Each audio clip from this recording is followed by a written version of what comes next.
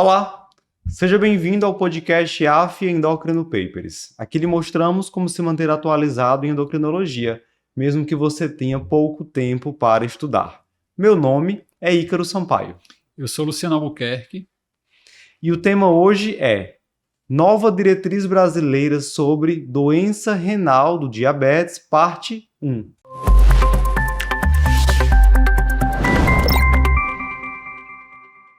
Luciano, agora no mês de agosto, a Sociedade Brasileira de Diabetes atualizou vários capítulos da sua diretriz, incluindo o capítulo sobre doença renal do diabetes. É um capítulo bastante extenso e por isso nós dividimos aqui em 2 videocasts.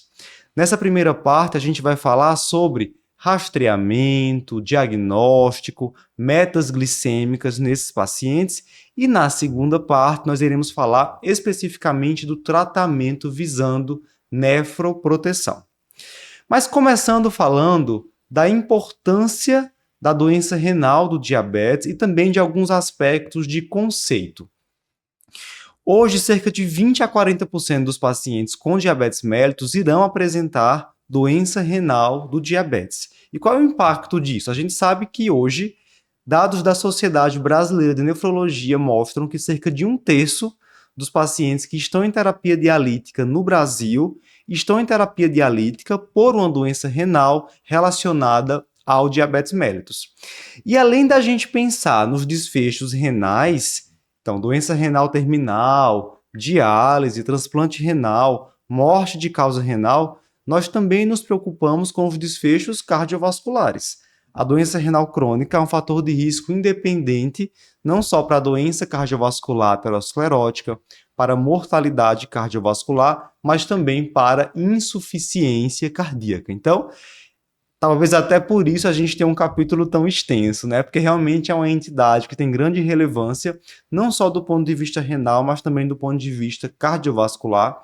E a gente precisa entender um pouco das minúcias de diagnóstico e tratamento dessa complicação. Mas vamos então começar a falar agora de rastreamento, certo? Luciano, quando e como eu devo rastrear a doença renal no meu paciente com diabetes de acordo com essa nova diretriz da SBD de 2025?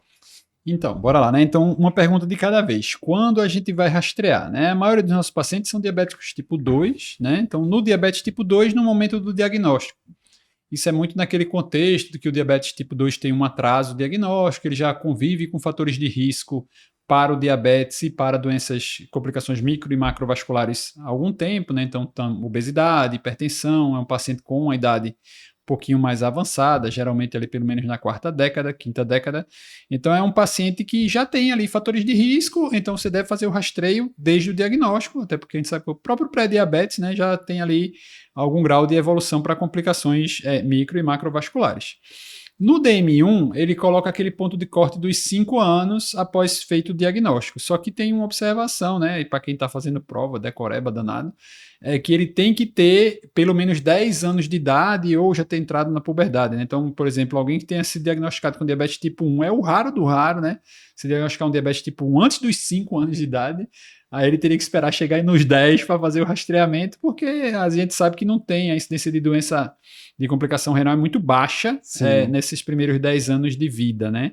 Independentemente da idade que deu o diagnóstico. Então, eu esperaria até os 10 anos ou início de puberdade e 5 anos de doença no caso do DM1, tá? O rastreamento é feito principalmente, assim, a gente pode fazer um exame aleatório, que apareça alguma alteração, mas em geral, quando chega nesse perfil, nesse ponto aí que você vai fazer o diagnóstico, a indicação é fazer a relação albumina-creatinina urinária, uma amostra isolada de urina. A gente não precisa fazer proteinúria 24 horas. A albuminúria seria o principal fator ali modificável e marcador. Além da relação albumina-creatinina, que você vai ver essa avaliação da albuminúria, deveria fazer a taxa de filtração glomerular estimada, que é com a creatinina, né? Mas aí a gente sabe que tanto falando de albuminúria, quanto falando de taxa de filtração glomerular, a gente acaba tendo algumas limitações, alguns limitantes em relação a esses exames, né? Então, sim, quer comentar um pouquinho? Exatamente. Por exemplo, quando a gente solicita relação albumina-creatinina na urina, isso na maioria das vezes será um bom parâmetro para rastreamento, para diagnóstico, mas, por exemplo, Existem algumas situações que aumentam de forma transitória essa relação e podem falsamente levar a um diagnóstico de doença renal do diabetes. Uhum. Então, por exemplo, paciente que está com hiperglicemia grave, não adianta solicitar a RAC naquele paciente com glicada de 14, glicemia de jejum de 350, porque essa hiperglicemia grave pode levar a um aumento transitório da albuminúria, sem que o paciente tenha ainda doença renal do diabetes. Aí outras causas que a própria diretriz cita: insuficiência cardíaca descompensada, febre no momento da coleta, atividade física intensa próximo ao momento da coleta, infecção urinária, infecção sintomática, tá? É. Bacteriúria assintomática não é considerado como um fator de falsa positivação da albuminúria e até mesmo hipertensão arterial não controlada. Então, são parâmetros que a gente teria que excluir para poder confiar naquele resultado da relação albumina-creatinina na urina. Luciana, você falou uma coisa interessante do pré-diabetes. Porque assim, a gente não tem hoje ainda uma recomendação das diretrizes da gente rastrear complicações microvasculares no pré-diabetes, mas nós já temos dados, né, estudos que mostram que pacientes com pré-diabetes apresentam, inclusive, uma microalbuminúria ali presente em alguns estudos. Porque boa parte desses pacientes com pré-diabetes, infelizmente, a gente não tem um sistema de saúde tão preciso para estar sempre fazendo um rastreio, né? Você não sabe até que ponto esse paciente com pré-diabetes, em algum momento, ele tem ali um ponto de corte que chega no diabetes, depois volta para o pré-diabetes. Então, toda essa situação é um pouco confusa. A gente vai falar em síndrome metabólica. Então, a gente falar em obesidade central, processo inflamatório crônico, hipertensão, dislipidemia, são todos fatores de risco para a doença renal e para a progressão de doença renal. Então, a gente não deve, assim, aguardar tanto a evolução de complicação para pensar na doença renal. Então, esse paciente que já tem esse perfil metabólico, ele com certeza é um limitante. Outro ponto que a gente tem que falar desses rastreios, a gente já falou aí do rastreio em relação à albuminúria, também em relação à taxa de filtração glomerular, né? A gente tem que lembrar que o que a gente usa como padrão é a creatinina. A creatinina é um metabólito da creatina, que é uma proteína que está lá no músculo, né? Então, assim, por isso essa história, às vezes, quando o paciente tem uma massa muscular aumentada, ele pode ter um aumento de creatinina em comparação com o paciente mais magro. Então, mulheres, às vezes, têm uma creatinina um pouquinho mais baixa, e a calculadora acaba misturando uma coisa com a outra, não leva tanto em consideração a história do gênero, como antes já se usava, não leva mais em consideração a história da raça, que também antes usava. Então você pode ter algumas situações de interferência. E alguns medicamentos, sulfatrimetopim, por exemplo, podem interferir na creatinina e dar uma falsa elevação transitória. Então tem algumas situações também onde pode ter alguma alteraçãozinha na taxa de filtração glomerular, e valeria a pena fazer uma avaliação com mais cuidado, né? O pessoal da nefro tem assim, levantado em algumas situações se avaliar a cistatina, né? Sim. Cistatina C, que tem um paralelismo, uma correspondência com a creatinina e com a taxa de filtração glomerular mais precisa, porque não teria esses interferentes, mas aí são situações muito particulares. Então, se você tiver um paciente com uma massa muscular muito aumentada, fisiculturista, sei lá o que, ou tomando anabolizante, sei lá, vai dar algum problema. A gente tem que fazer esse tipo de avaliação separada e talvez tenha alguns cenários onde vale a pena lançar mão da cistatina. É um exame que boa parte dos convênios não cobre, mas não é um custo assim tão elevado. O Cadigo mesmo manda, não na diretriz da SBD não coloca, mas o Cadigo coloca que você poderia lançar mão da cistatina e às vezes assim, fazer uma vez ali no paciente para avaliar, saber se aquilo ali realmente está correspondendo, pode valer a pena. Excelente. Para fechar esse tópico, é bom falar também sobre a frequência, né, Luciano? Então, isso deve ser feito pelo menos uma vez por ano no paciente com diabetes, seguindo essas indicações de início que o professor Luciano já falou anteriormente. Mas alguns pacientes podem necessitar de mais testes. Por exemplo, na puberdade, isso pode precisar ser feito mais vezes por ano. Pacientes com controle glicêmico insatisfatório teriam um risco maior também. E as gestantes, isso pode ser feito inclusive trimestralmente na gestação, porque a gente teria um risco maior de progressão da doença renal do diabetes. E o racional bom, assim, para quem não quer decorar tanto e está pensando mais na sua prática clínica, é que quanto mais descontrolado tiver, mais perto tem que ser feita essa reavaliação, né? Lembrar que a relação albumina-creatinina urinária, como ela tem mais interferentes, é recomendado que você repita pelo menos 2 a 3 vezes no período de 6 meses para fechar assim, uma média ali em relação a como você vai classificar esse paciente em relação a RAC, né? Confirmar que realmente tem doença renal, né? E a própria definição de doença renal crônica, né? Que é a doença renal diabética que a gente classifica como doença renal crônica, é uma alteração que persista por pelo menos 6 meses, 3 a 6 meses. Então, assim, se você fez ali uma primeira avaliação e veio alterada, não acabou ali, você já fechou o diagnóstico, né? Óbvio que a gente não vai atrasar as medidas, mas precisa dessa reavaliação para fechar o diagnóstico. Depois que fechou direitinho, aí você pode espaçar um pouco mais, dependendo do estágio. Aproveitando sua deixa, né? Uma RAC que veio alterada. Então, o que seria uma relação albumina-creatinina alterada? Como é que a gente pode interpretar esses dois testes de rastreamento? Relação albumina-creatinina na urina e a taxa de filtração glomerular na prática para diagnóstico da doença renal do diabetes e também para estratificação, avaliação do risco desse paciente. A classificação costumeiramente utilizada é do KDIGO, né? Se colocar acima de 30 mg por grama, né, da albuminúria, você considerar como uma alteração, para colocar a classificação como estágio A2, né? O paciente que tivesse abaixo de 30 seria o estágio A1, e quando esse número chegar em 300, aí você passaria para o estágio A3. Então, 30 é o ponto de corte do A1 para o A2, 300 o ponto de corte do A2 para o A3. Mas, assim, muito dado na literatura advoga que não seria uma variável assim categórica, assim, talvez uma variável mais contínua, né? Assim, não é que você vai dizer que o paciente tem uma relação albumina-creatinina de 28, tá de boa, não tem problema nenhum, né? Assim, o normal é a gente não encontrar quase nada ali de proteína, porque a absorção vai ocorrer. Então, não passa a albumina na situação geral, né? Então, se você encontra alguma situação, já tem algum alarme ali em relação a isso, tá? Então, sempre, como a gente disse, fazer mais de um exame para tentar reestratificar. Em relação à taxa de filtração glomerular, abaixo de 60 seria o ponto de corte onde ele considera como doença renal instalada, vamos dizer assim, né?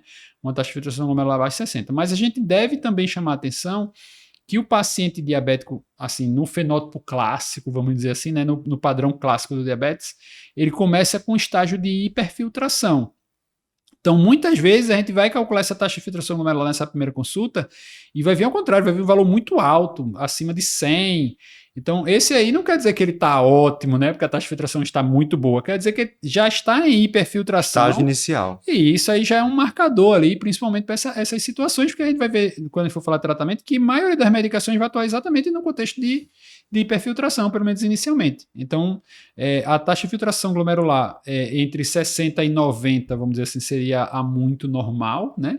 Mas acima de 90, que seria o G1, para o diabético, não é tão assim pode indicar normal. problema também, exato, né? Não é o tão normal, né? Então, assim, uma taxa de filtração glomerular mais alta pode sinalizar, na verdade, um tipo de alteração, principalmente quando você pega casando com a albuminúria começando a alterar, né? Eles pegam ali, como a gente deu exemplo, ali, 28, 29 ou até 30, passando um pouquinho do 30, já seria um ponto para chamar a atenção, né?